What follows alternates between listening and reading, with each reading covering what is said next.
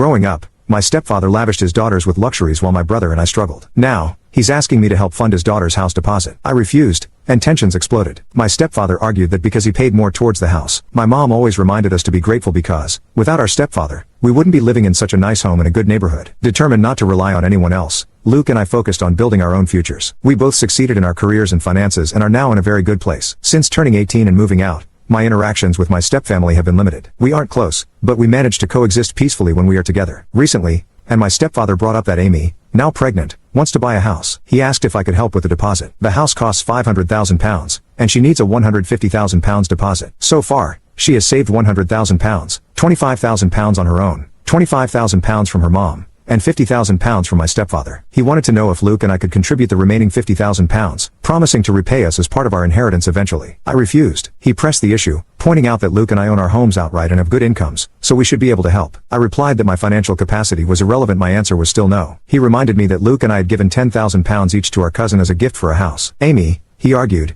is my sister, and he promised to pay us back. I told him that helping our cousin was our choice back then, and this was my choice now. He persisted, saying we should help our family if we're able to. I retorted, like how you helped Luke and me when we were kids? The room fell silent. After a while, he admitted that if he could go back, he'd treat all four of us equally. I acknowledged that it was good of him to say that but told him it didn't entitle him to my money now. He responded that he knew he wasn't entitled, which is why he was asking and promising to repay us. I reiterated that my answer was still no, not entitled to a loan either. Later, my mom told me I could have refused without being harsh or bringing up the past, which my stepfather already felt guilty about.